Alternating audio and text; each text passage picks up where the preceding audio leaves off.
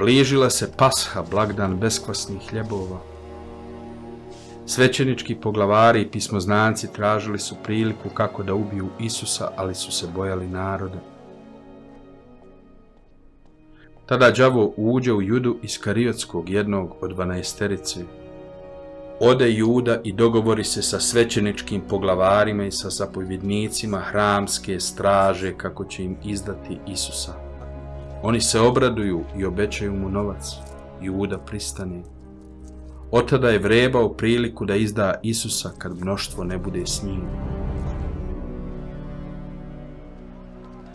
Prvoga dana blagdana beskvasnih hljebova, kad je trebalo žrtvovati pashalno janje, Isus pošalje Kefu i Ivana. Idite i pripremite pashu da zajedno jedemo. Gdje želiš da je pripremimo? Upitaju. Čim uđete u grad, reče im. Srest ćete čovjeka koji nosi u vrču vodu. Pođite za njim u kuću u koju uđe i recite domaćinu. Učitelj pita u kojoj sobi može jesti pashu sa svojim učenicima. On će vam pokazati veliku sobu na spratu posve pripremljenu. Tamo nam pripremite večeru. Učenici odu i nađu sve kako im je Isus rekao, te pripreme pashu.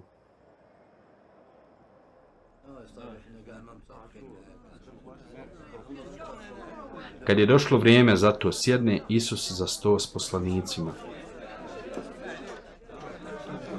Čeznuo sam svom dušom da jedem s vama ovu pashu prije svoje muke.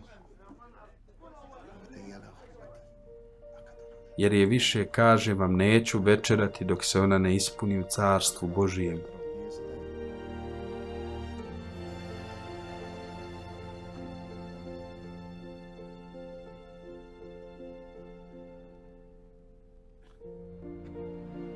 Podigne čašu pa zahvali i rekne, uzmite i razdijelite među sobom. Kažem vam, od sada više neću piti od trsova roda dok ne dođe Božje carstvo.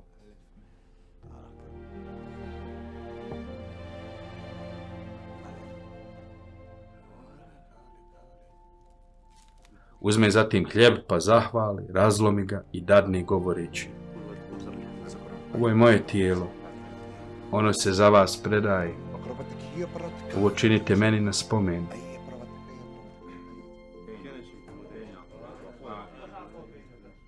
Kad su završili s jelom, uze čašu i reče, ova je čaša novi savez u mojoj krvi koja se prolijeva za vas. Evo, ruka moga izdajnika je do mene na stolu. Sin čovječiji odlazi kako je određeno, ali teško njegovom izdajniku. Učenici se tada stanu međusobno pitati ko bi od njih mogao tako nešto učiniti. Počnu se zatim prepirati oko toga ko bi od njih bio najveći. Isus im reče, carevi ovoga svijeta vladaju narodima i provodeći vlast nad njima nazivaju se dobrotvorima. Ali vi nemojte tako. Naprotiv, onaj koji među vama bude veći, neka bude kao najmanji, a starješina neka bude poslužitelj. Jer ko je veći? Onaj koji sjedi za stolom ili onaj koji ga poslužuje? Onaj za stolom, zar ne? A ja evo poslužujem vas. Ostali ste mi vjerni u mojim kušnjama. Zato vam ostavljam vlast kao što je moj otac meni predao carstvo.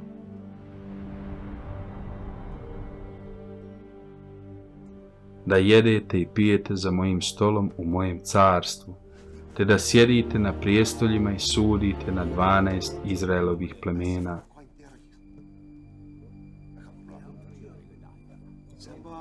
Simone, Simone, đavo je zatražio da vas može rešetati kao pšenicu, ali molio sam se za tebe da ti vjera ne oslabi. Zato kad se ponovo vratiš meni, učvrsti svoju braću. Gospode, reče mu Kefa, Spreman sam s tobom poći i u tamnicu i u smrt. Kažem ti, Kefo, reče Isus, prije nego što se pred jutro oglasi pijetao 3 put ćeš prešutiti da me poznaješ. Kad sam vas poslao na put bez novca, bez torbe i sandala, je li vam šta nedostajalo? Upita ih Isus. Nije, odgovori. Ali sada, reče, ko ima novca neka ga ponese, torbu također. Mačko nema neka proda odjeću i kupi ga za sebe, jer se, kaže vam, mora ispuniti ono što je o meni pisano. Ubrojeni među zločince, sve što se odnosi na mene ide svome kraju. Gospode, rekoše, ovdje imamo 2 mača. Dosta je, odgovori Isus.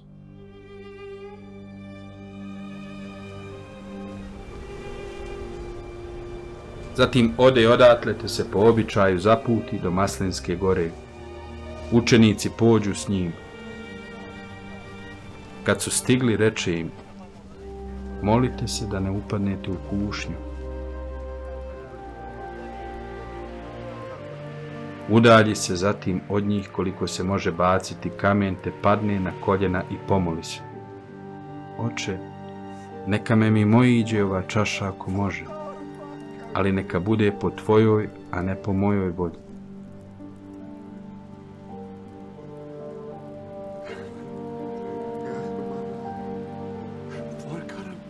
Tada mu se s neba ukaže anđeo da ga ohrabri.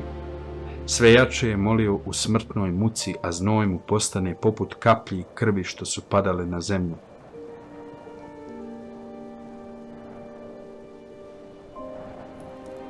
Najzad ustane, priđe učenicima i nađe ih kako spavaju, iscrpljeni od žalosti. Zašto spavate? Upita. Ustanite i molite se da ne upadnete u kušnju. Dok je još govorio, stigne svjetina pred njom Juda, jedan od 12. Približi se Isusu i poljubi ga.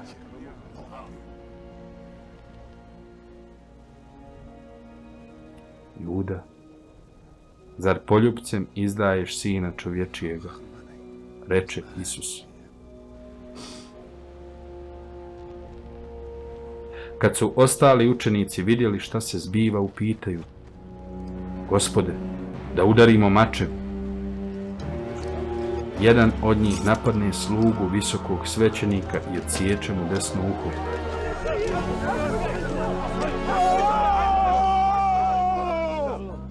Ali Isus reče, pustite, ne opirite se više. Dotakne zatim uho sluzi i izliječi ga.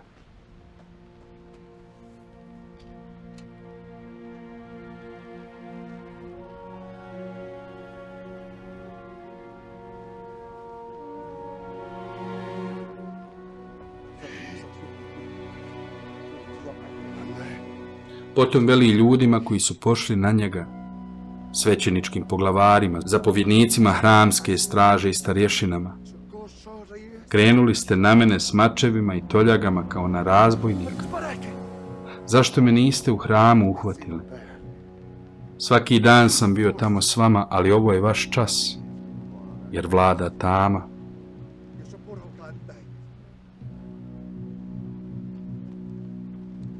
Uhvate Isusa i odvedu ga u dom visokog svećenika. Kefa ga izdaleka pratio.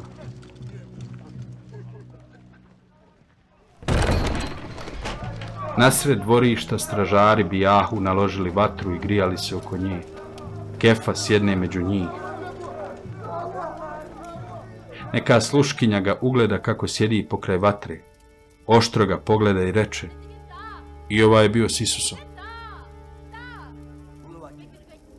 Kefa odbi, a ja ga ne poznajem, ženo. Nedugo zatim još nekoga opazi i reče, ti si jedan od njih. Nisam, čovječe, odgovori Kefa. Nakon otprilike 1 sata opet neko reče: ovaj je zaista bio s njim, pa Galilejac je. Ne znam o čemu zboriš, čovječe, reče Kefa. Istoga časa dok je još govorio, oglasio se pijetao. Tada se Gospod okrene i pogleda Kefu, a Kefa se sjeti kako mu je rekao: prije nego što se pred jutro oglasi pijetao, 3 put ćeš odreći da me poznaješ. Izađe iz dvorišta i gorko zaplaka.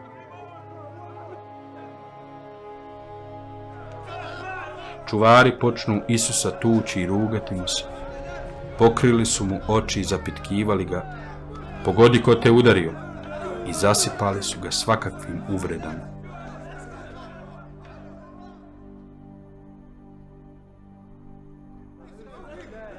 U osvit dana okupe se starješine, svećenički poglavari i pismoznanci te izvedu Isusa pred veliko vijeće. Ako si ti Mesija, reci nam to, kazali su. Ako vam kažem, nećete mi vjerovati, a upitam li vas šta, nećete odgovoriti, reče im Isus. Ali odsad će Sin čovječiji sjediti s desne strane sile Božije. Ti znači tvrdiš da si Božiji sin, poviču svi. Vi kažete da jesam, odgovori im. Šta će nam više svjedoci, rekoše. Sami smo čuli iz njegovih usta